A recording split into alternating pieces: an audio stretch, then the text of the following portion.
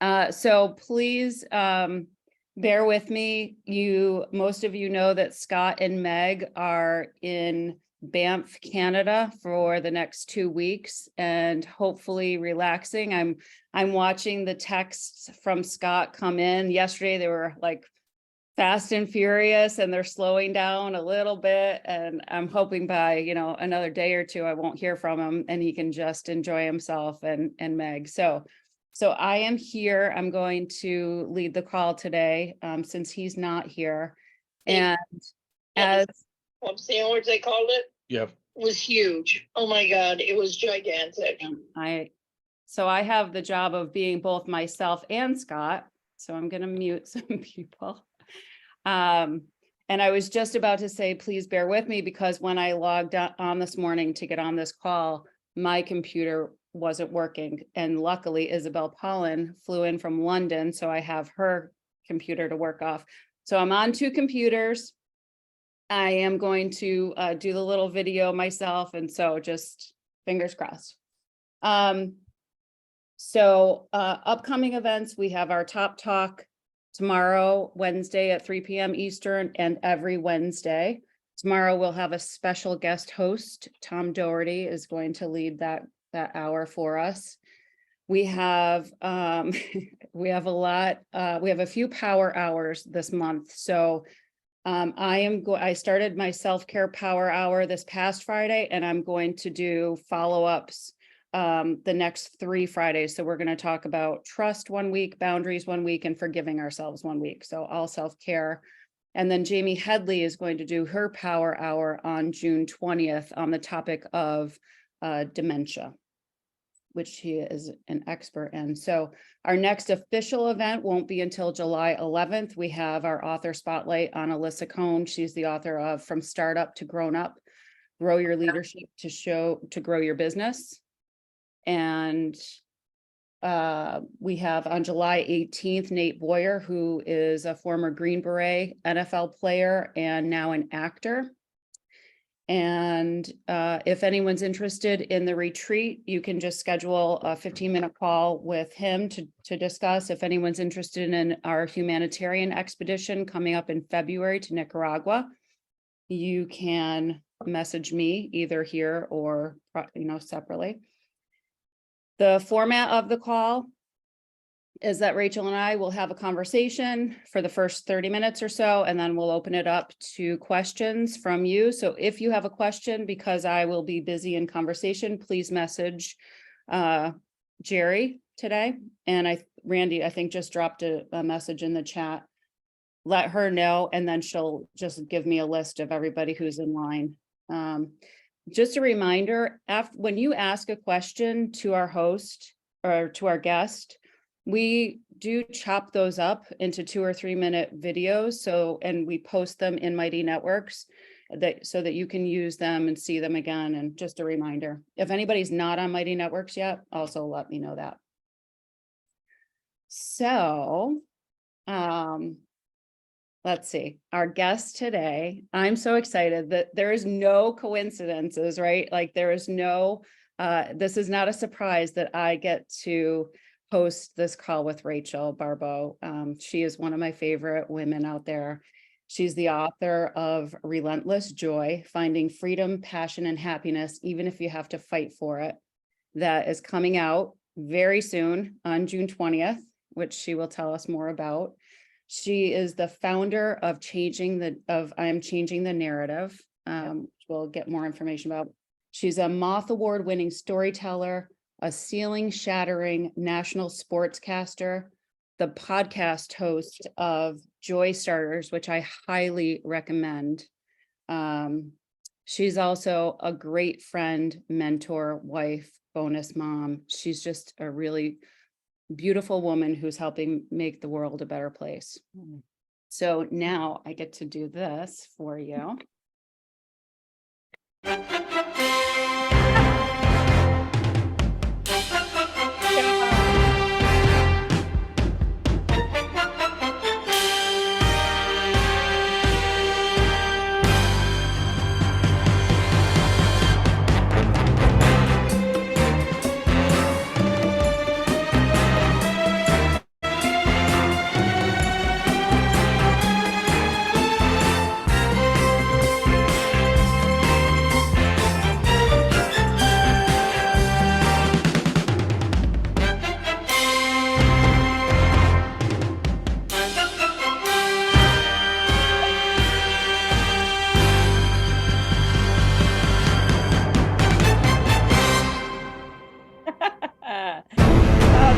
Awesome.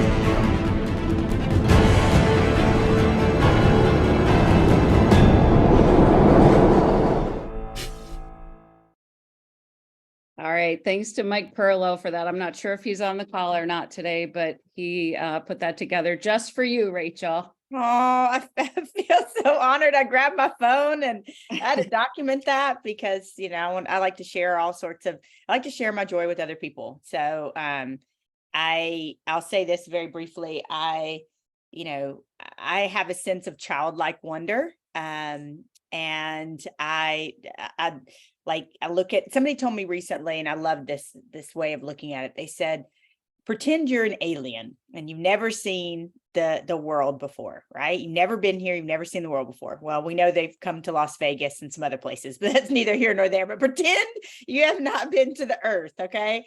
And you're seeing a tree for the first time. You're seeing a babbling brook for the first time. You're seeing, a kid, kids playing, or, a little old couple holding hands crossing the street, or somebody, holding the door for somebody. It's got this sense of wonder. It helps you have this sense of wonder and awe. And I think that's how I keep my childlike wonder, whether I'm looking like an alien or feeling like an alien or not, is just is looking at things with fresh eyes. And I get excited and I get teary-eyed and I have happy tears multiple times a day, usually over the smallest things, an intro that's so neat, with all those legends and me, and getting to present to you guys today and share my heart and hopefully inspire you.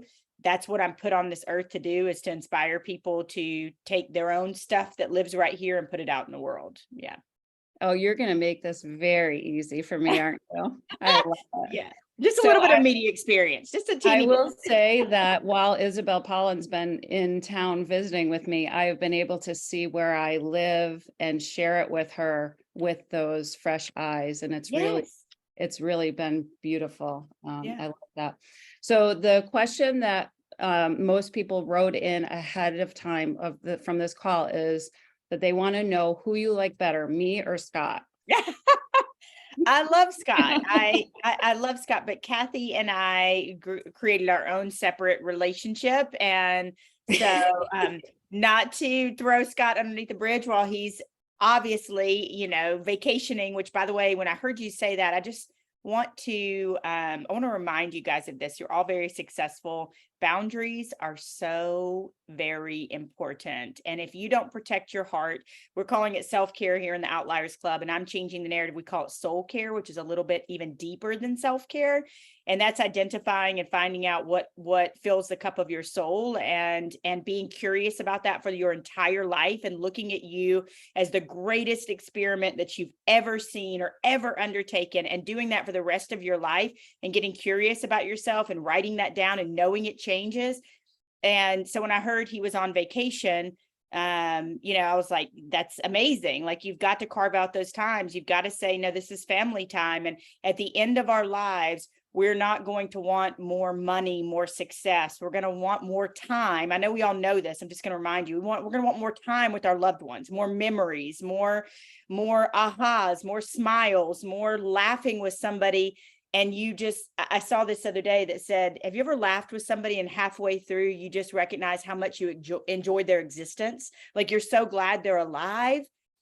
And so I just love that he's doing that. And then here's one other little note, Kathy, about boundaries that I teach on, is people cannot respect boundaries that you don't tell them about.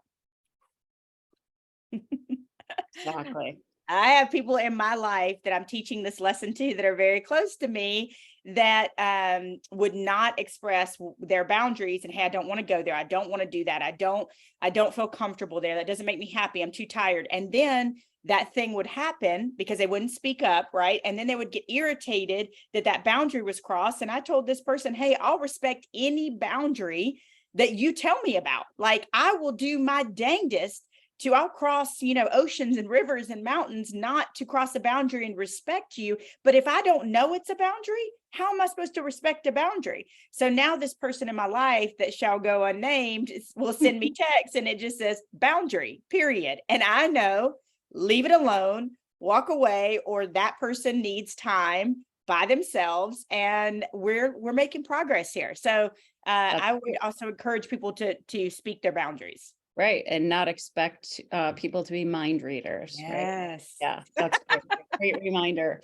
So your book, Relentless Joy, Mhm.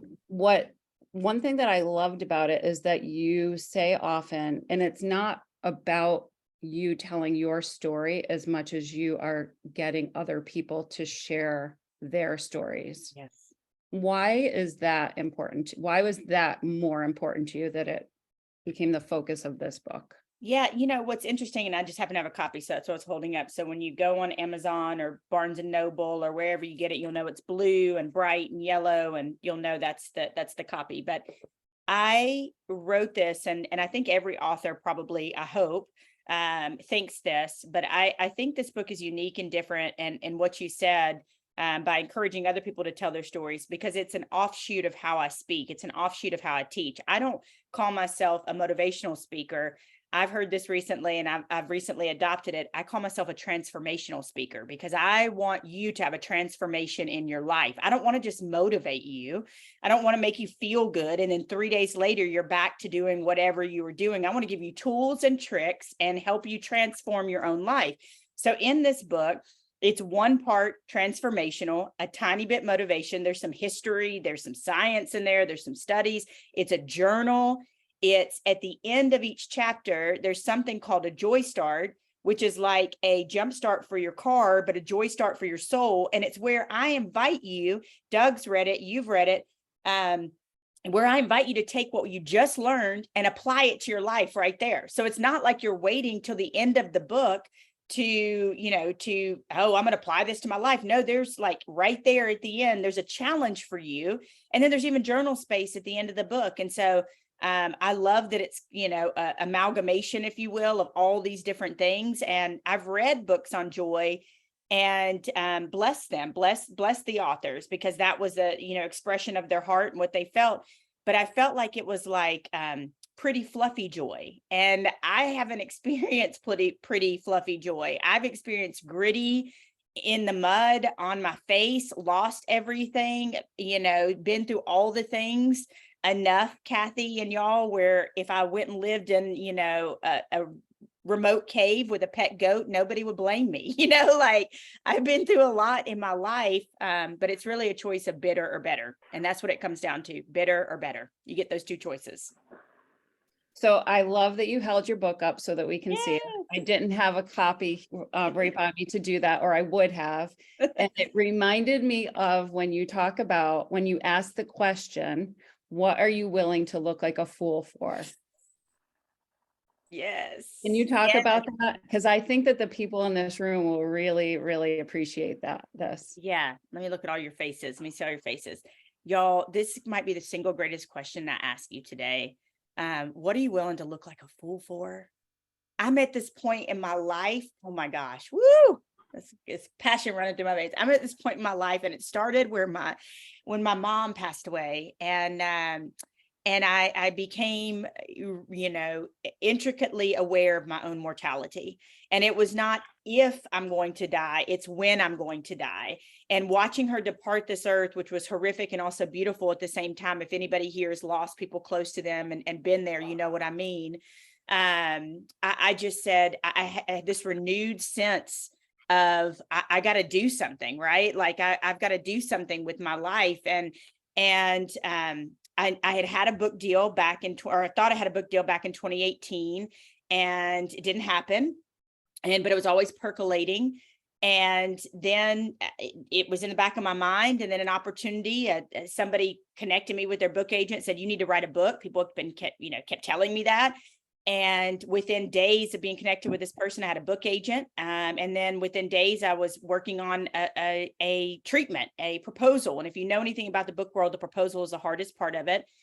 But in speaking and creating, I'm changing the narrative, which I'll tell you about that in a moment. In writing this book, I'm at this place in my life where I'm not afraid to annoy you.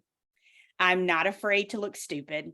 I am not afraid to live my one precious life with everything I got. And I know that my going back and telling the lady at the grocery store, you look beautiful, or you have beautiful eyes, or thank you, or calling them by their name might be the very thing that they need to not hang down Hello. during that day.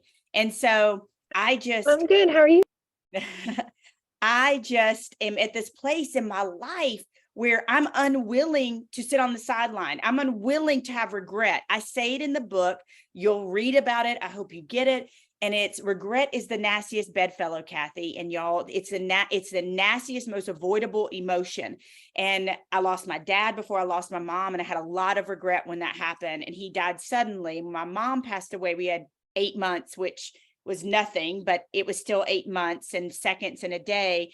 And we just decided to live with everything we have. We danced, we took the trips, we said what we needed to say, we recorded, we did so I want to ask you deep in your soul, and I call what I do soul homework, part of what I do. So your part of your soul homework is writing down, what am I willing to look like a fool for? And that might be your family, that might be your legacy, that might be your passion project, that might be the book, that might be the movie you've been wanting to write. I don't know what that thing is, but when you find it, it's another plane of living. It is not existing. It is like living. I love that so much. And it reminded me of when you are willing to look like a fool for something. Yeah.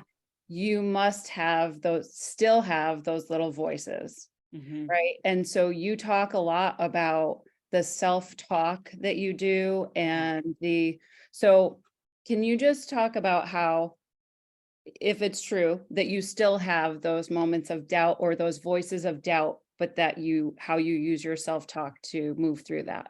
Absolutely. We all do. Somebody asked me the other day about, doubting themselves, AKA imposter syndrome. And I said, look, let me tell you something about imposter syndrome.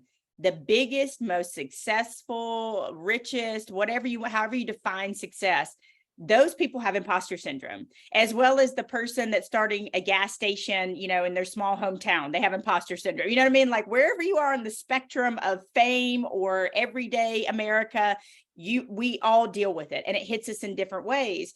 And yeah, I've dealt with it. I remember I was 3 chapters into this book, and this is such a powerful lesson. What I do with everything that I do is I try to get you to see yourself in me, in my story, so that it can relate to you. So I was about 3 chapters in, and I was dealing with imposter syndrome. I was writing, and whether it's a faith thing for you or whatever you believe, I'm very inclusive, but for me it's God, and the opposite of God is the devil.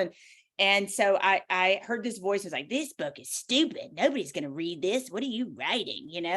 There's 10 million books on joy. What are you?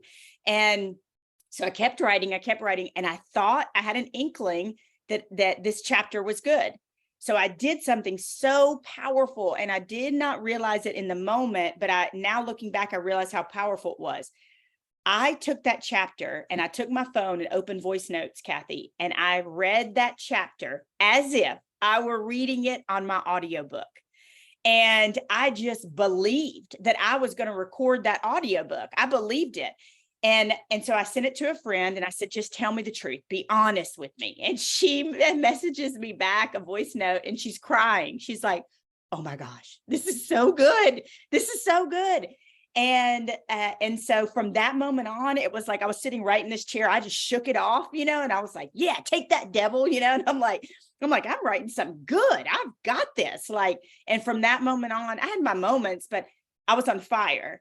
And I think we will get hype at a football game, former sportscaster here. We'll get hype for all these things, but we won't get hype for ourselves.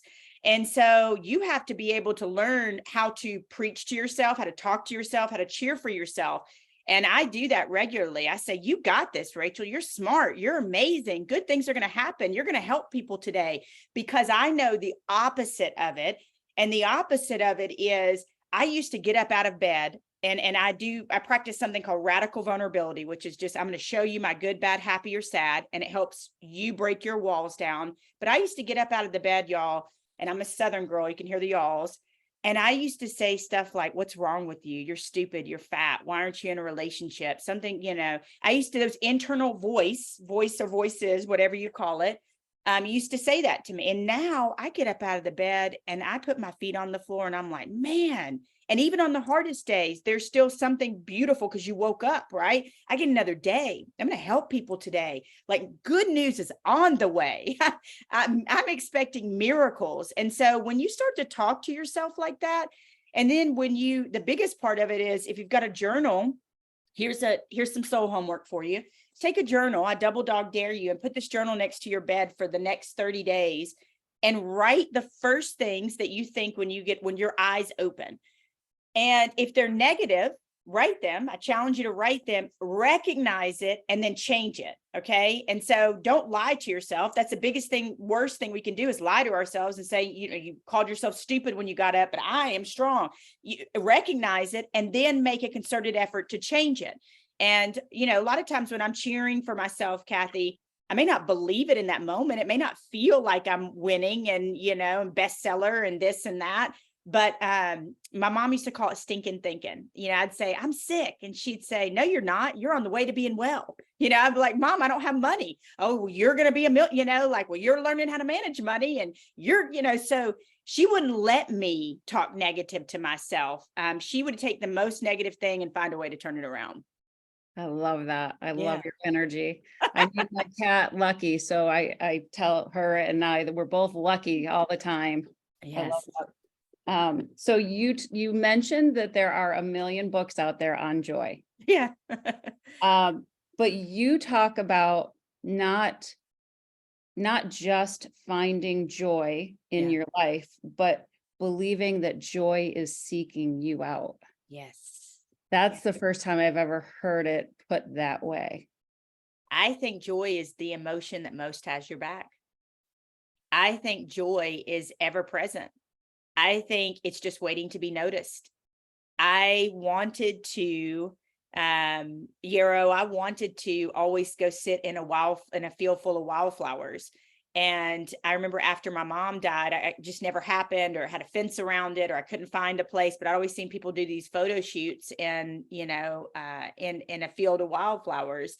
And right after my mom passes away, like days later, y'all, I'm pulling up and I'm just, I obviously lost my best friend, and I look to the right and there's a field of wildflowers, and there's no fence, there's no nothing. And Bruce, I just went for it. And I have the picture, and I just shared it recently on my social media, and I've got this shirt that says happy. And I don't even know why I was, wearing that. Obviously it's prophetic. And I did a photo session in this field of wildflowers. And it's really a lesson for all of us that if you open your eyes, even in the worst situations, there's still joy. I like to look for the little flower that comes up through the rocks, and through the concrete, or the tree that's growing, out of the stump that's obviously dead. Those are signs for you. And you can choose to wear your blinders and never see these signs and stay bitter and stay hard and stay the way you are, or you can do the work to change. I was in an Uber when I was going to do some work out at the Super Bowl and working with Border Patrol this spring or this winter. And I met this Uber driver. We started to talk, and she said, we were talking about being open. And she said, I wasn't always this way. And I said, really? And she said, oh yeah, quite honestly, I was a pessimist. I was a negative Nancy. And I said, what happened? And she said, I got sick and tired of myself. So I decided to change. And she said, so I got every book that I could find on mindset, everything that I could find on positivity, Thomas, everything that I could find on, seeing the positive side and the bright side. And this is not toxic positivity, y'all. The book and my life is talking about addiction and mental health, and the night of trigger warning that I almost took my own life, and losing my mom, and blended families. And there's joy in all of that. And so I just love that she said, I got sick and tired of being sick and tired. So I decided to change it. So the power is within you. You've just got to recognize the joy that's all around you. That's great. Thank you. So I know you said you wanted to talk about this. In 2016, you wrote an article saying that college football is breaking my heart, which was you don't usually hear about college football and heart in that way. And that set you on a path. Yeah. Big time. And interestingly enough, I'll very briefly share what's the latest iteration of the story. But 2016, I was the first female host on Sirius XM. I on their college channels. I was voting for the Heisman, first host of the college football playoff. For the first 5 years, I'd really shattered some ceilings for women and within sports. There weren't a ton of women in sports talk radio. There were a ton of sideline reporters. There were a ton of hosts, but there weren't a lot of women that were spending 3 to 4 hours talking about sports on the radio. And I loved doing that. But 2016 was the dark summer on the heels of Penn State. We were in the thick of the Baylor scandal. There was domestic violence and sexual violence and lawlessness literally all over the country. And I remember breaking from my show. I just moved to Nashville, and I was in the Batman building downtown broadcasting. And I remember breaking from the show and crying. And I'm like, what is going on with this sport that I've given my life to? 15 years I've done this, and I've climbed the ladder, and I've fought, and I've clawed, and I've scratched to get here as a woman in the industry. And it was just when I would prep for shows, because as a woman, being in a man's world, you have to work sometimes twice as hard to be respected half as much. And so I would start prepping 2.5 hours early, and it was negative stories. And so I was just audacious enough to believe that I could do something about it. I want you to get audacious enough in your life to believe that you can solve a problem. Okay. And people ask me, well, I don't know what that is. I don't know what my purpose is. Sometimes your greatest pain is smack dab in the middle of your greatest purpose, I should say, is smack dab in the middle of your greatest pain. What bothers you, Doug, is not the same thing that bothers Steve. What bothers you, Karen, is not the same thing that bothers Jeff. If it bothers you enough, maybe you need to get audacious enough to go do something about it. And you can change a narrative. You can change a world. And so I created this simple curriculum, y'all. It was 2 pages. Okay. Do not curse the days of small beginnings. And I have this bracelet too. I have to show you. This is how I'm changing the narrative. You can't really see it started like on a cheap little bracelet, like rubbed off, I didn't know any better. And so I created this curriculum, and it was what makes your heart beat faster. What you can change a narrative with something positive, my own experience with domestic violence, and to try to teach other men not to ever let that happen in front of them, nor to lay a hand on a woman. And so that's how it started: purpose and passion and platform. And my friend, Dr. Kevin Elko, who is friends with Nick Saban, his right hand, he called me and said, FSU football wants you. And I said, what? And I didn't put 2 and 2 together. I just thought that I would take it into high schools, Kathy and team. And so that was FSU 2016, Clemson 26 days before they dismantled Ohio State en route to a national championship. And then it took off. And here we are almost 7 years later. And I've worked with 60 plus colleges, many of them multiple times. Now I speak on purpose, passion, platform, good love for yourself and others, interpersonal relationships, mental health, joy. And then along the way somewhere, and we started talking mental health, Kathy, before the pandemic started. And that was born of, again, my own pain. I was vulnerable enough and bold enough to share my dark night of the soul, where I almost took my own life after my mom passed away. And that blew the lid off a movement that was already pretty big. And now I've recognized the past couple of years that if you're 6 or 96, you need this message. And so now I work in K-5 schools, high schools, border patrol, law enforcement, halfway houses, churches, corporations. Pretty much wherever you'll have me, I will go, and I can tailor my message for you. And so when on my darkest days, on my hardest days, because I have those, we all have those, I have people around me, and I hope you'll get people around you that will remind you who you are when you forget. I have people that remind me that I created a movement from sportscasting in 2019 because I'd always loved sportscasting. I thought I'd be doing it to the day I retired, but I truly, truly, truly found what sets my soul on fire. And so I walked away while at the top, and I took a leap of faith. Yeah. Thank you. You are very open about your darkest days and your personal struggles. And, but I've heard you say that, and I've heard you cry, right? I've heard you pull out the tissues. Yeah. But you've talked about not being too sensitive, but actually being so sensitive is your superpower. Yes. Is that a shift in thinking for you? Did Oh, you used to hugely. think it was a weakness? Hugely. I don't know if anybody on here, and men too, men and women, right? Kings and queens. And I believe we're all kings, queens, royals. I think it's inside of all of us, I think, but there are limiting factors for all of us. I call it funky junk. So the funky junk is bitterness, anger, trauma, unforgiveness, in abuse, any of those things. And we never quite remember our greatness, right? And so I think there's all those things, Kathy, inside of each one of us, and we have this ability to be able to share who we are and put that out in the world. And yeah, it's a big blessing to be able to call greatness out of other people. I want to show you all something really quickly. So I speak to teams, as I mentioned. I speak to lots of different people, and this was a player that let me see, that was doodling at SMU. I've been to their program multiple times. He was doodling in the front row of a talk. And I've recognized, if you come for one person, if I affect one of you guys today and inspire you to go and follow your dreams and do what you're supposed to do and deal with your funky junk and do all those things. So he's doodling, and I didn't, I let him process in the way that he processes. Maybe the person that's sleeping in your presentation had depression last night or anxiety. I don't get mad at those things anymore. Maybe they're, homesick and they didn't sleep well. Maybe they're not eating well, so I don't get upset about those things anymore. But he brings it up to me afterwards, and it's got a ball and then a chain and then wings. And he says, your greatest pain is tied to your greatest purpose. Y'all, you couldn't offer me $1 million for this. I wouldn't give it to you for $1 million, because to me, it's more precious than a Rembrandt and a Monet. Yeah, because I got to affect somebody's life. I get people message me years later and tell me I need a bracelet. I've rubbed it off, or I've actually had 3. And I don't even think I answered your question, Kathy, but I just got so excited.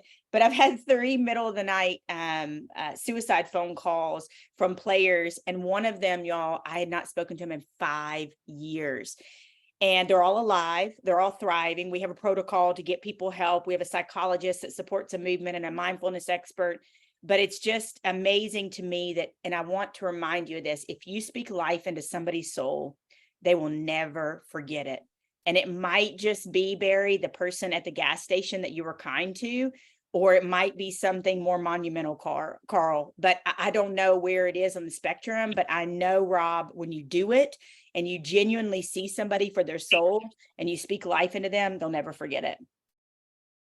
I think you definitely answered the question.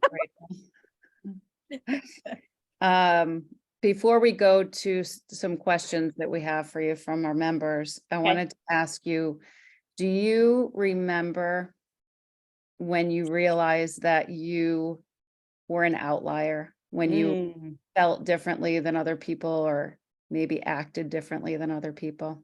My whole dang life. Yeah.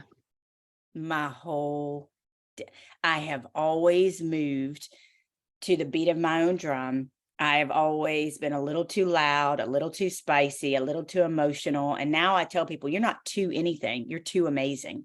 All right. You're too much of a miracle. That doesn't mean that you don't work on yourself, miracle and amazing soul, but it means, and I say this all the time, I have so much love for myself, and the love includes the fact of knowing I have blind spots and I need to work on them. Y'all, I'm my best self when I'm in therapy. My best self. Therapy is my jam. Like, it helps me understand why I am the way I am, be able to teach from a place of authenticity. But I've always been an outlier. And just to put a bow on the last question, maybe your sensitivity is your superpower. You're not too sensitive. Don't stop telling your kids you're too sensitive. Stop crying about that. Your child feels deeply. Your child maybe tears up at sunsets or sunrises.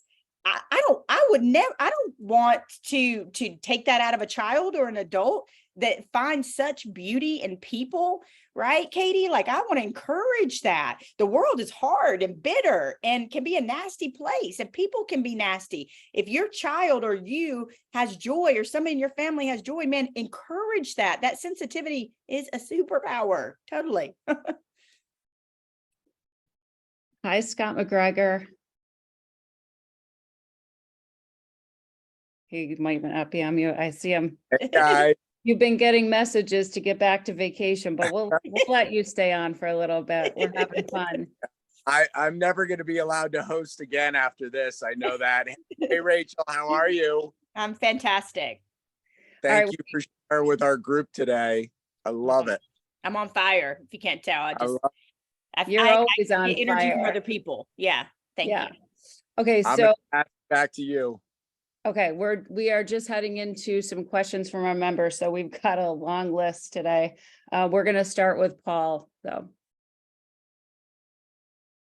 Yeah, wow, Rachel. I mean, you shared so many things that were powerful. The one that really hit me though was I'm currently going through a transition where I thought like finance would be kind of my end all be all. And when you were talking about sports casting, how you thought you would do it for the rest of your life, I kind of want to know what was it that triggered you to start like changing the narrative? Because for me, I realized that I'm only 26 and I've spent the past 2 years training with some of the most incredible people in the world. Mhm. I want more people like me in these rooms. So that's kind of my new project that I'm shifting, is being more of a voice and a mentor to my generation. And I kind of wanted to know like what were your thoughts and any type of advice that you could give me. Go to underserved communities, Paul. Go to an after school club. Go to somewhere where a child, because of factors and forces that are out of their control, are behind the 8 ball, that are in generational poverty, but they're smart. They're smart and they're hungry. You know, there's a difference in hungry and hungry. You know, you're hungry for something that's a whole different level. And find out who those kids are. You know, find out from a community center or a teacher, like where is that child that may be dealing with neglect in the home or whatever it is, right? But they're bright and they're hungry, and mentor them and give back. Y'all, we are but a ripple on a pond, and we are all leaving this place. We're all walking each other home. I said it in the book. And at this point in my life, and I wish I would have learned this really transformational self-love earlier on, but I had to go through what I went through to be who I am today. But I have this saying that I talk about in my talks, and it's the people, reach out to the people who spoke to the winner in you before you're winning.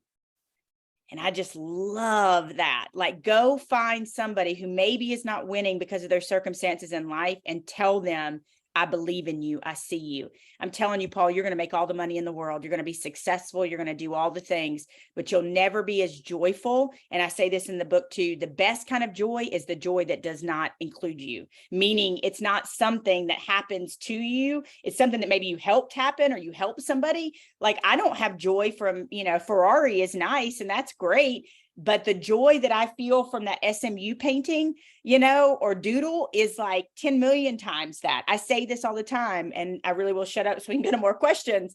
But I say this all the time, is that if somebody walked on a stage as I was beginning to speak and said, I will give you $1 million paycheck, but all you have to do is just walk off the stage, don't say a word, take the money and leave, I, in my 1,000% heart of hearts, would not take the money, because I know I'm doing what I'm meant to do in my life. And being on that stage and sharing and going back and forth to people like yourselves and kids and all of these miracles out there, like I'm doing what I'm meant to do in the world, and I'm getting to affect and change lives. And there's no amount of money that you can put on that. So go find little Pauls or little people that didn't have it as good as you, or little people that are just have impediments, and help them and teach them. And you'll have the greatest joy watching them come up. Wow. Thank you so much, Rachel. Such Yes, an honor to be in the room with you. Yeah, I feel the same about you.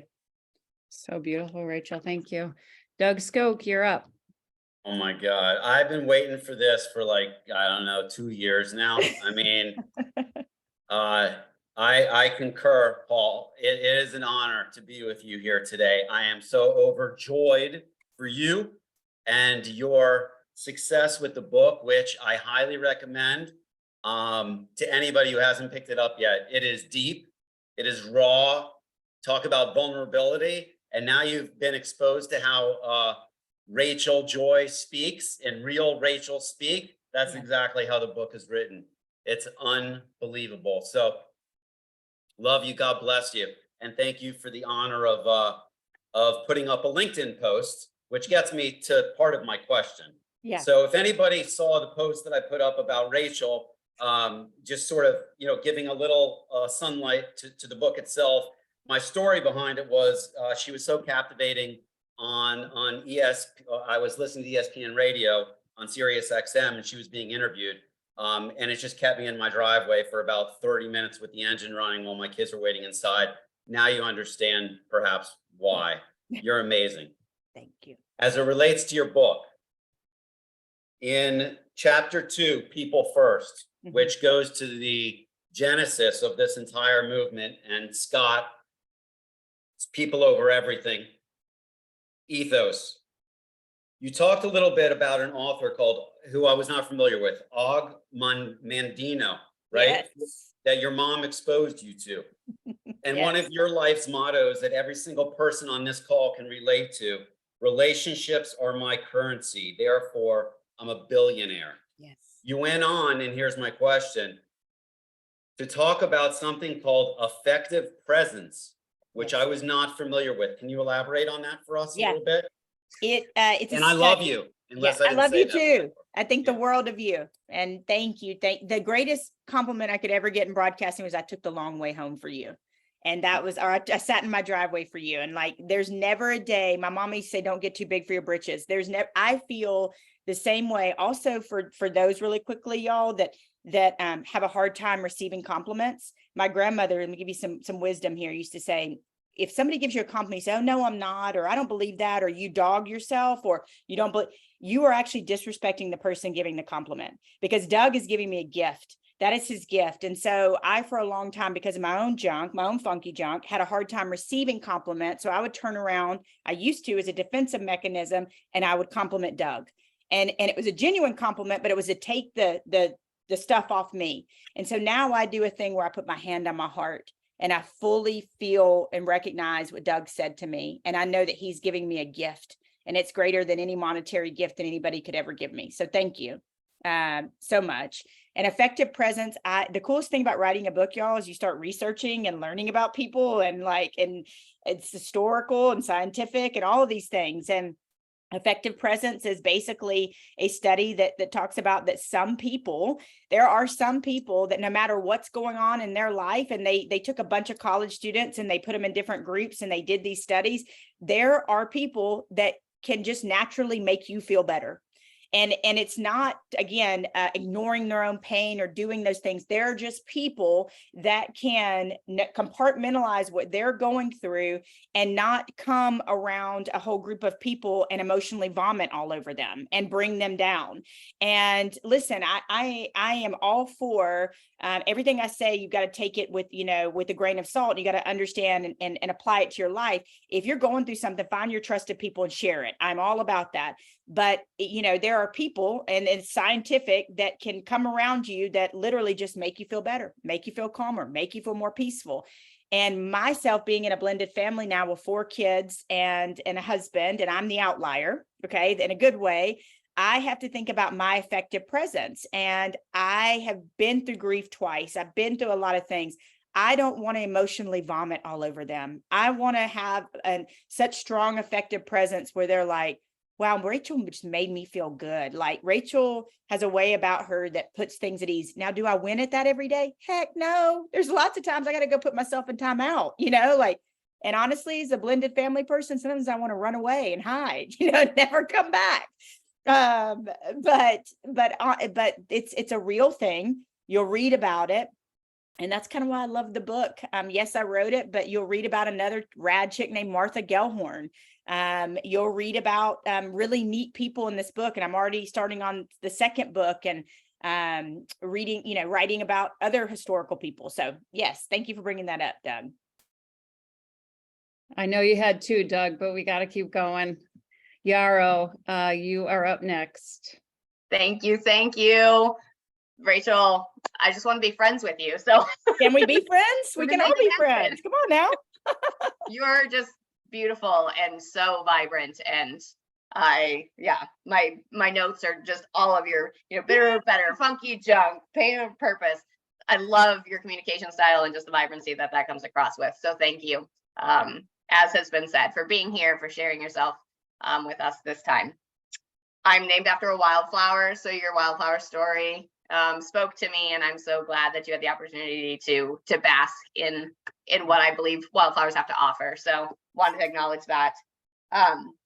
Also, just your interaction with us. You've named, I think, everybody on this call as you've been talking, and that's the first time I've experienced being in a virtual room with somebody who is that engaged. So I want to comment on that as well.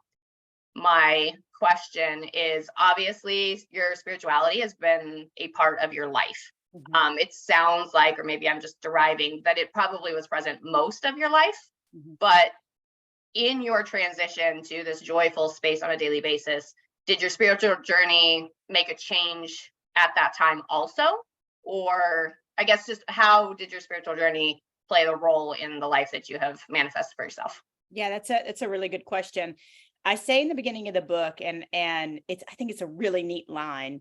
I say, because I recognize a lot of people are going to read this book that have no belief, that believe in other things, that are mad at God, that are in all different spectrums and spaces of their life. Okay. And Yarrow is a beautiful name, by the way. But I also recognize that people are I'm an inclusive person. That's why I say king, queen, royal, because I had a player come up to me years ago and say to me privately, hey, you said boyfriend and girlfriend. You said, like you didn't include me. And by the way, I'm gay. And I said, oh my gosh, I'm so sorry. Like I will use partner. I will be inclusive. Like people have taught me these things. I had a side note. I had a person tell me one time, you didn't give me a trigger warning, and I got triggered. So at the beginning of the book, Yarrow, and everybody, like, I have a trigger warning. And when I speak about things, I give trigger warnings now. So we got to learn. But at the beginning of the book, I say, wherever you are, if you're church hurt, far from God, believe something different. But at the very least, I want you to leave this book thinking that Jesus was a really rad dude, because he was a rad dude. He is a rad dude. And like, maybe you're curious about him.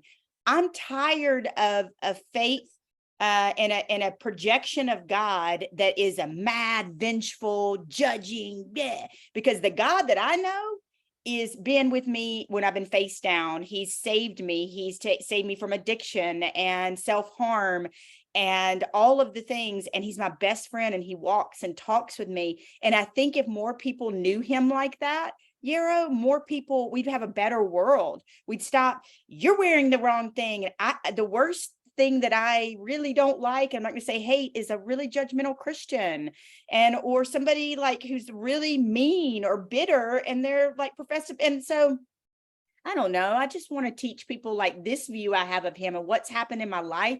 And he is joy. He is the author of joy. And even if you believe something else, I just want you to go, you know what? She might be right. Like, I'm not asking you to come to my belief. That'd be great. But I'm not trying to beat you over the head with religion. I'm just trying to tell you this relationship I have that is really, really rad, really amazing, and really comforting, and is laden in joy. Amen. Thank you. Yeah. And let's all be friends, by the way. Before we finish this, I'll give you all my socials and my email. And I have one last little challenge before we sign off. But go ahead, Kathy. I'm sorry. Right. Yeah. I dropped a couple links in the chat, but please, Sunny, you are up next. Hi, Rachel. Thank you so much for being with us. You said something early on about being able to be moved to tears, multiple times throughout a day. And you speak to depths of my soul that I recognize, being, whether it's a sunset or the way the sun hits something, or a bird in the middle of the day, like just random things that I sense the Holy Spirit in that can absolutely move me. And so you're a kindred spirit. Yes.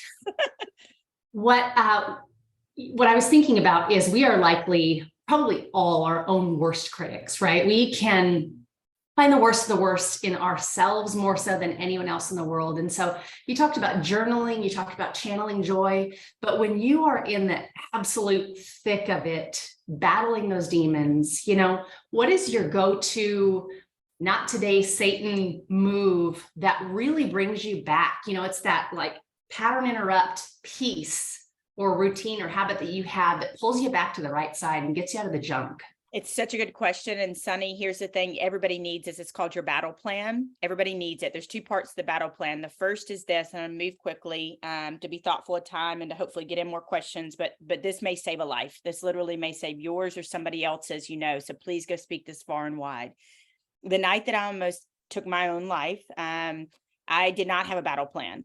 I was struggling at 3 a.m. hearing a voice, and I had ideations and almost walked through taking all the things. I don't need to go into details. And so I survived it, and I believe I survived to be able to take buckets of water back to people that are still in burning houses. And I will keep going back with buckets of water until the day I die.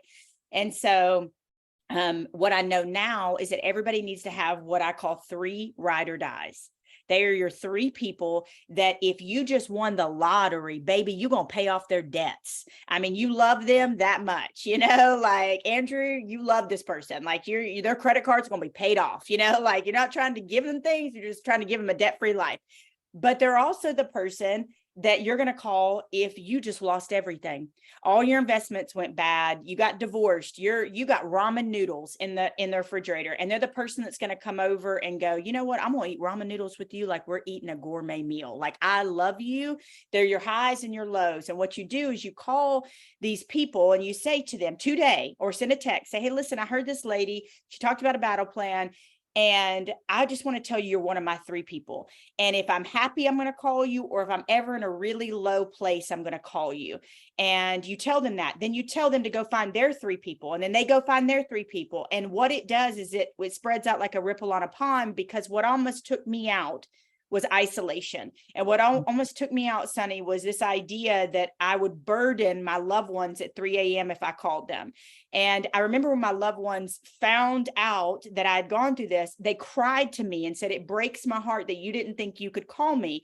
I was believing feelings over facts. Facts were, it was just a house I was going to end up losing. Facts were, I had gone through a breakup. Facts were, I weren't going to see my mom to the other side. Facts were, I was loved and I was a winner and I'm precious and people love me. The feelings were, I'm a loser and I'm pathetic and all of the things, right? And you're a failure and all of that. So we got to separate fact over feeling. That's part of a battle plan when you're right in the middle of it. But secondarily, it is knowing that if you get to that low place, you're going to text or call your first person, text or call your third if you can't get them, text or call your second and your third. And maybe your fourth is, if you can't get the first 3, is to a crisis hotline. And maybe you need to call the crisis hotline first and then text or call your other ones, while you're speaking to them. So my point is, only that fact, only the order you need to call in. But I'm telling you, this has saved lives, and it would have changed my life that night, because I suffered alone, thinking that people would rather share your burdens than carry your casket. People would rather share your burdens than carry your casket. And that is the truth.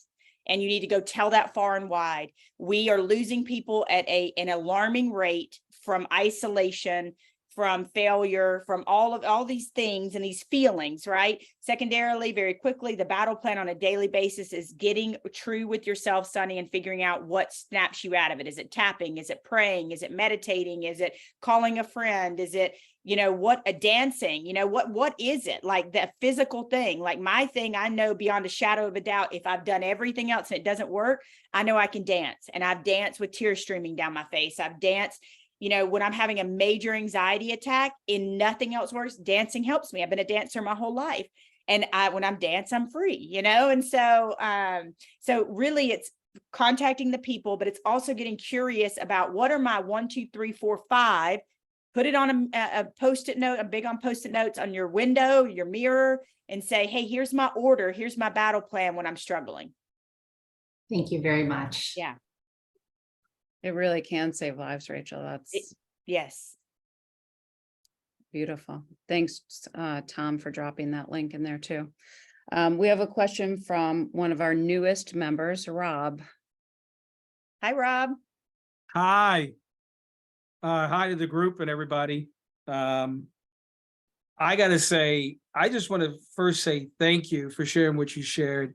One, about what you just dropped right there, because my story in terms of, I could so relate to the mental health aspect of it, having the ideations and all and that sort of thing. And actually, but when you said that people would rather carry your burdens than carry your casket, I can speak to that as a father and as a cousin and as a family member, that when I told those people, and I had to tell them what I was thinking and what I was thinking of doing to myself. And I was, you know, like you said about emotionally vomiting, I had to be careful how I disseminate that to my children. Yes. And that conversation and how it came out. But having that circle is so important. And I want to thank you for sharing that. And I certainly will, I echo that myself, and I say amen to that all day, every day. So I'm grateful that you shared that and put that out there. The question I had was, you talked about your faith and how, you know, your greatest, you know, that portrait of that drawing of your greatest pain is tied to your greatest purpose. And I've oftentimes in a season where I've looked at that and said, okay, God, I am dealing with this and I want to do this. Where's the link? And how did you find that in your relationship with God? And to wrap it up, I just want to say thank you for bringing some truth and reality to helping people understand that being a follower, being a Christian, you know, having faith doesn't mean you're perfect. It means you're less than perfect. It speaks to the truth of who we are as humans. And that's how we can come to God. And that's how we can come to an understanding of, if I was perfect, I wouldn't need him. If we knew the future and we had it all figured out and perfect, what would we need God? Like you nailed it, Rob. Why would I need God? You know what I mean? I don't know the future. I have my 5-year plan, but I have enough room for the Holy Spirit to change it and direct me and to say, I'm going to go in another direction. And that's just how I operate. And the other thing I do is, here I am, Lord, send me. And I'll tell you that I'm changing the narrative would have never happened. I would have not created a national movement had I not been drug across the house by my hair by somebody who claimed to love me. And there were other people in the house that night. No one came to help me. And it went on for 30 minutes. And had that never happened, I never would have been I would have never viscerally responded to a news story where a player was seen striking a woman on camera and only got 1 game suspension, and it was a non-conference game. And I took to the airwaves. I crusaded. I talked about it. And I remember going to my parents and saying, I need to write about this, the article that Kathy mentioned. And I'd never told them it happened. I went home and put a hat over my head and wore a sweatshirt. I had carpet burn, and they cried and they said, are you sure? And I said, I've never been more sure of anything in my entire life. And it changed the trajectory of my life. And so what I'm saying is, get quiet with yourself. Talk to God if he's in your life and or whatever your higher power, and get quiet with yourself and say, what bothers me? Because again, I'll repeat it. It bears repeating. What bothers Rob does not bother me. Like, Rob may be bothered by something and cannot sleep and wakes up and thinks about it. That is probably attached to Rob's purpose, and he needs to go do something about it. I've had a player say, I saw homeless twins underneath the bridge growing up every day on the way to school. I want to start a homeless shelter. Another player said to me, I've got an autistic little sister. I want to get noise canceling headsets for everybody in the stadium so they can have the same kind of experience that we have. And so it is, you gotta, first of all, you gotta get quiet with yourself, and you gotta whiteboard. I'm a huge fan of whiteboarding. I do it with coaching clients. I take them here and there. I do it with people. I have retreats and courses, and we whiteboard and we say, you gotta start doing this and looking at you as the greatest homework and experiment and figure out what makes me happy. Like, Paul is doing what makes him, what he knows he's gifted at, but Paul's going to reach back and go grab some people. And so that's going to bring purpose to what he's also good at. Does that make sense, Rob? And if you get curious about it, it's there. That's the other thing. It's not in your heart for nothing. You're not asking and curious for nothing. You just got to, I call it in the book, you got to get the shovel and you got to do the work. Like, it's not just going to plop right down on your doorstep. There's your purpose, tied up in a pretty bow. bullcrap. It is messy and dirty and hard and dusty. And when I depart this planet, I will not arrive in front of God all pretty with lipstick and my eyebrows done. I will be beat up and used up and dusty. I'm like, God, I made it, like I did everything I tried, and at the end of the day, I don't live for earthly applause. I just want to make God proud. And, I've been telling people this book, I don't want this for me. I don't want to hit a bestseller for me. I want to hit a bestseller because I know then that many people have gotten their hands on the book and then have spread it to other people. The other thing I want to just say very quickly, and I know they're going to kill me for going over, but I love y'all. Start a movement. Here's the other thing. I'm a movement coach. I'm a joy coach. Start a movement. Don't just try to sell books. Don't try to just sell a course, sell a feeling, sell a change, sell a transformation. At the end of each chapter, like I mentioned, there's a joy starter. There's a joy start. So I created a club called the Joy Starters Club. It's cost of a cup of coffee a month, but I just sent out, you can't probably see it, these little buttons, let's see, and they say Joy Starter. Okay. And you wear it. And the legend of this button is that 3 years after my mom passed, I think it was 2 or 3 years, we did not want to go to Jackson Hole because it was a place we'd been going for 20 years. So my stepdad, my brother, myself, we were too scared to go because we thought it'd be too painful. And we ended up going, and turns out she was everywhere. She was in the wind. She was in the trees. She was on the trail. She was everywhere. It was the most peaceful thing. And so we're on her trail, her favorite trail. And I had these leopard pants on, and I see this little girl, and she's got a little button that says kindness. And I pass her by, and we're talking, and then we pass her back on the way back in the trail. If anybody's never been to Grand Teton National Park, oh my gosh, please go. It is heaven on earth. Everybody passes it by to go to Yellowstone. And while I love Yellowstone, Jackson Hole is where it's at. So we're on this trail, the Jenny Lake Trail, and this canyon above the lake, way back in there. And we pass this little girl again. And I said, hey, baby, I said, I love your pen. She looks up at her mom. Her mom gets teary-eyed and said, you know what we do? So the little girl takes the pen off and hands it to me. And she said, here's the legend of the pen. You have to give your kindness away whenever somebody comments on that pen. And so I wore it for 3 days. And then 3 days later, somebody noticed my pen and I had to give it away. So all these years later, when I began to write a book and create this word called a joy start, which is a jump start for your car, but a joy start for your soul, I thought I want to create my own pen. And I want to do the same thing, Kathy, to where I want to wear this around. And when somebody says, what's a joy starter? I say, I'm going to give you my joy. Same thing. I'm going to pay for somebody's coffee and leave this with them. I'm going to leave it with a tip. I'm going to say, thank you for being joy in the world. Spread your joy. And so I had a great coach that told me, don't worry about selling books, sell a movement. And I said, woo, doggy, like that's good. That is deep. So I would say, don't worry about selling your things. Don't worry about selling your products. Sell a feeling, sell a movement, sell a transformation. You attach that to whatever you do for work, and it'll revolutionize it. I love that story. I love that. Isn't that good? Story. Yeah.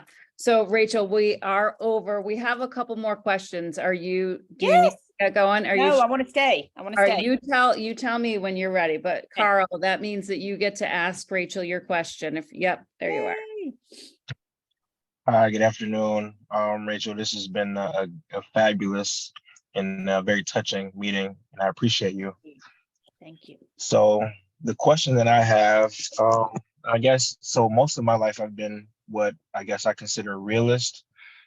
And one of the pros and cons is that I guess I'm data driven. So a lot of my thoughts or a lot of the things that I embark on is kind of based on data. And so kind of overcoming, where I've came from, overcoming like school, because, even like my advisor told me that where I started from and where I ended up, he would have never thought that I would have graduated with my engineering degree. Wow. And so from a statistical standpoint, it's like, if I'm conscious of it, that might deter the journey that I embark on. And so I'm trying to transition more from a realist to an optimist. And so my question is, how long did it take you to develop an optimistic mentality that was, like unwavering or, defined. So Carl, I got a question for you. Why is a realist a bad thing? A realist is a beautiful thing. You're real with yourself. You're real with other people. You're real about the world. You're real that the person behind the cashier this morning that served you your coffee had the most beautiful blue eyes. You're real that you got gas in your car. You're real that I love the shirt you're wearing. You're real about things. If you were a pessimist, I would say you need to work on yourself. You need to go buy some books, buy my book, like I would say, but there ain't nothing wrong with being real. I'd rather be real is looking in the mirror and saying, Rachel, you got some work to do. Real led me to go get back in therapy. Real allows me to keep it real with myself. So I want to just say, not knowing you, but for just a few minutes, Carl, I think you're diminishing the value of your soul. And somebody along the way, somebody along the way has put a label on you and you've let it stick. And I don't know where that label come from. I don't know where that name came from. I had labels attached to me and names that were put on me, and I let them, it got into my soul. It seeped into my soul. And so I would just say to you, Carl, I don't necessarily think a realist is a bad thing. I think you're keeping it real. And I think you can keep it real with respect. You can keep it real with love. Keeping it real with somebody doesn't mean, I don't like brutal honesty. Keeping it real doesn't mean you have to be brutally honest and mean to people. It just means, hey, I'm going to tell you in love that hurt me. I'm going to tell you in love that you're not performing at your best. I'm going to tell you in love that, this isn't working, or this is the way I feel like. I'm going to be real about it, but here's the way we can improve it. I think your realness I think it's a gift, and I would not look at it as a negative thing. I think you are a, young, striking Black man who's an engineer. I think you can reach back. That's big on what I talk about with people. My son's going into engineering. You can reach back for a lot of little boys and little girls that look like you, that may not have had experiences or opportunities. And just like Paul, you can carve a path for them. The lie that we tell ourselves so much is that I'm not there enough to help somebody else. And it's a lie from the pit of hell. I have this shirt that says, when you get there, throw the rope back for somebody. And what we'll tell ourselves, Carl, is we'll tell ourselves, I'm not healed enough. I'm not smart enough. I'm not educated enough. I'm not any of these things enough to be able to help somebody else. And truth is, none of us are healed. We're all healing if we're in the process. I call that a king or a queen under construction, which just means I'm growing, seeking, learning, pushing. No grass is going up underneath my feet. I sometimes feel like there aren't enough days in my life and hours in the day to learn all the things I want to learn, meet all the people I want to meet, love all the people I want to love, do all the things, travel to all the places, learn the languages, eat the food, right? So I would just leave you with this. I don't think a realist is a bad thing. And secondarily, I would say when you get there, throw the rope back for somebody. That goes for all of us, but it goes for you, Carl, and it goes for you, Paul, really, really big. There is somebody in your path that is waiting on you to get real in a positive way about your pain or your struggle. And they are waiting on a rope. They're struggling, they're drowning, and they need a Carl, they need a Paul to reach back and help them up out of their emotional quicksand or their circumstantial quicksand or their generational quicksand, and they need you to help them progress forward. Amen. Does that make sense? Absolutely. If you said I'm a pessimist, it would have been a whole totally different message for you, but you did not say that. There's nothing wrong with being real. I'd rather you I don't want no toxic positivity. I ain't got time for that crap. I'm like, I am not happy all the time. Like there's joy and I can find the joy in things, but that doesn't mean I am joyful 24/7. That's just not, but I love a real person. I want to be real friends, Knowing Carl the little bit that I do, that was spot on for him. He is the real deal. Yeah. Bruce, you are up. Rachel, I want to bottle your energy and just hold on to it every day.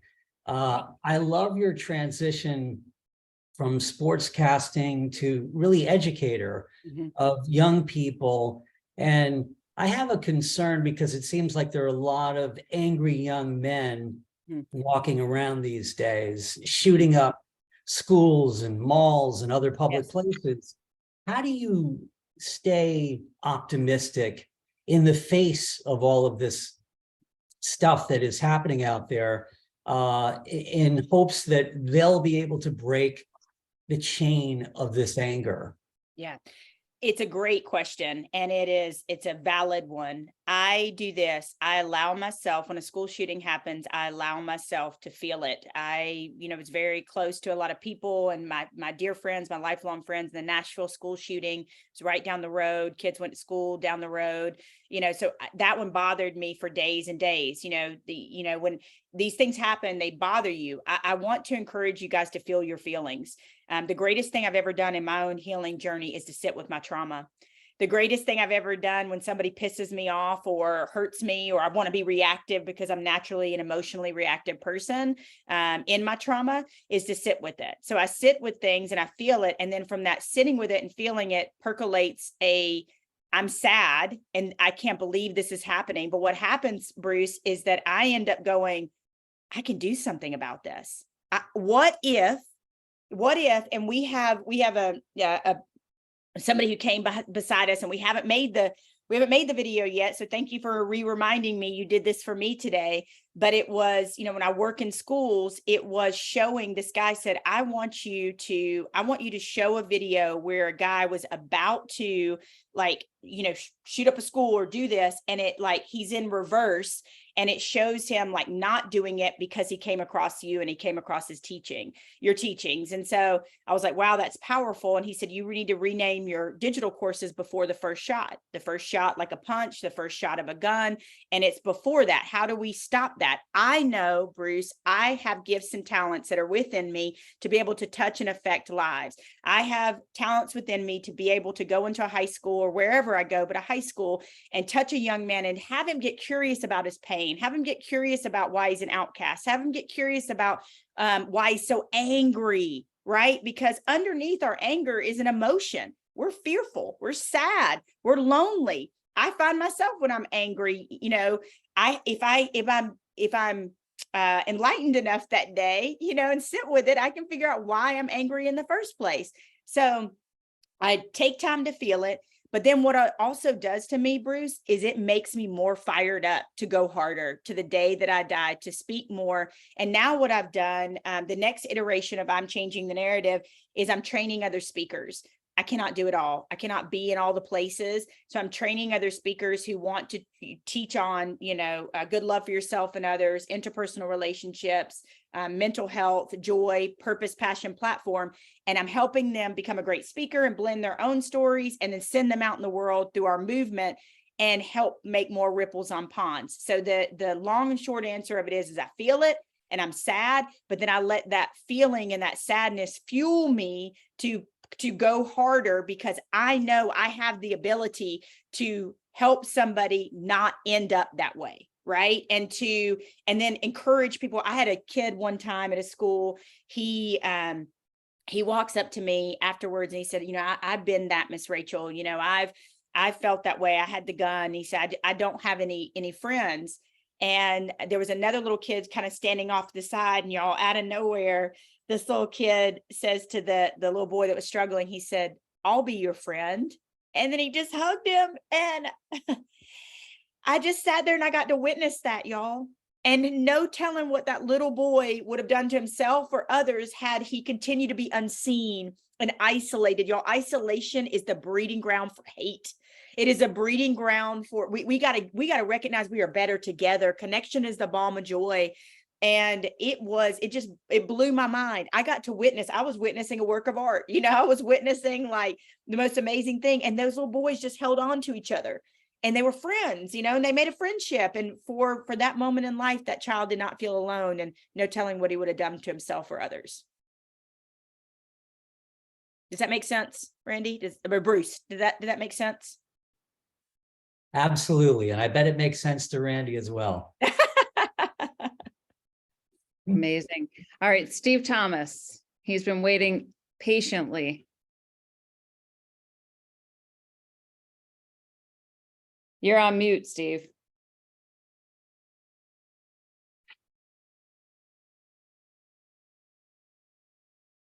How about now? Yep, Yeah. you're good. We're laughing about your technology issues. I'm in the middle of the show doing this. Rachel, thanks for being here. My question, I've enjoyed your work with XM College Sports Radio, your passion, and even more with what you're doing now. I've ordered your book, look forward to reading it. Was there one light bulb moment that made you transition from sportscasting, or was it a series of some of the things that you've explained that you encountered in sports during your career? Yeah, so let me say this before anybody else jumps off. I want to say this, and I want to answer your question. And I know we can probably share this later too, but the book, he mentioned the book. I can do all the advertising and Facebook ads and whatever, and do the media and do the things. But the best thing you can do for me is go tell somebody, I heard this girl, I heard this woman, and she was buy the book, grab a picture, go to my social media, grab a picture. The best thing we can do is a personal reference. And so I'm begging you from the bottom of my heart, to help me spread this book far and wide. And I don't have access to your audience, Paul. I don't have access to your audience, Jamie. I don't have access to your audience, Karen, but you do. And you can say, I just got off the, whatever call, and it totally rocked my world. You need this book. I'm grabbing it, or better yet, buy it for a friend. So that's what you can do. So I just want to put that challenge out there. There was a series of events, but it was one particular event. I had spoken at LSU. I'd spoken at LSU multiple times in the midst of their sexual scandal as well. And there was a player there that had shared his heart, his mom trauma, his, very deep personal stuff. And I was still working for Sirius. And I remember I was covering the Alabama LSU game, and LSU beat Alabama in their stadium. And I stuck a microphone in his face. And for a moment, I saw the confusion come across his face, like, is she my mentor and friend that just came to speak? Or is this woman going to go tell my stuff on the radio? Is she going to betray me? And it became a conflict to the soul. And it had been happening for about a year. God had been giving me these little inklings, like slamming doors in my face, and like things that should have happened, like, with my experience. He just kept saying, nope. And he had been telling me for a year, you need to leave sportscasting and do this. And I was terrified. And so I fought him. But when that happened, I knew it. And so I called my business manager and I said, I'm retiring at the end of this season. We hosted our first ever mental health game between two Big Ten teams. And I was on a plane the next day, 30,000 feet in the air, to go to a Mexican resort, last place my mom and I had gone together because we're Mayan, among other things. And I was sitting on the plane and I was bawling my eyeballs out, and I wrote my retirement letter, 33,000 feet in the air. And the person next to me was probably like, what is going on with that girl? Just weeping. And I knew it, and I was terrified, and I did it. And then a global pandemic happened. And then I had all these speaking engagements, and I lost all my speaking engagements. I just lost my mom, and y'all ended up losing everything after that because I got grounded. And I look back now, and I would never say this at any other point in my life, but I can see how losing everything financially and hitting absolute rock bottom by no doing of my own really has led to the greatest peace and place of understanding and joy that I've ever experienced. And I would not recommend anybody else losing everything. But all of us were beholden to a global pandemic, and I speak to people in public spaces, and I couldn't do that, but I decided not to quit. That's the last thing I'll say. It's in the book, but during that time, I just said, how could you do this to me, God? You told me to quit my job. You told me to do this. And here I am. And now all my speaking engagements, $30,000 just in 1 week was gone. And I said, what's going on here? And I almost quit. And he said to me, I'll never forget it. He said, do people need you? Yes. Do they need you now more than ever? Yes. Do you have the tools to reach them? Yes. Go reach them. And so I began to do free talks. I began to do this, do that. I mean, anywhere where they'd have me. I said in the book, I began the study of Rachel Baribeau. Like I was like the dean, I was the professor, and I was the student, and the only other person there was my dog, like I went outside, I smelled the roses, I grew my own celery, I juiced the celery. Like I got granular on me, and I studied depression, I studied success, I studied anger. And I grew. And when we were able to travel again, guess what happened? I was one of the most in-demand speakers in the college arena, and now beyond that, because I didn't quit. When I wanted to throw in the towel and say, I am done, what is happening here? I've lost everything. or will lose everything. I didn't, and I bounced back tremendously. Well, Thanks. we are so Good glad answer. that you didn't Good. quit. So glad you didn't quit. Rachel, thank you so much for sharing your love and your joy and your heart and your happiness and your energy with us today. It was incredible. We really Thank you. appreciate, especially going over so that we could get all those questions in. Really appreciate you so much. Thank you. And I And put my email too. I put my email in the bottom, y'all. Let's collaborate. Let's figure it out. Let's change the world together. Like, is there a space that we could, do you want to become a speaker? Do you want to create a movement? Do you want to, you know, collab on something? How can I support you? How can I follow you back? How can I serve you? Y'all, I'm going to leave you with this little note. Everybody in here knows somebody who only calls or reaches out when they want something.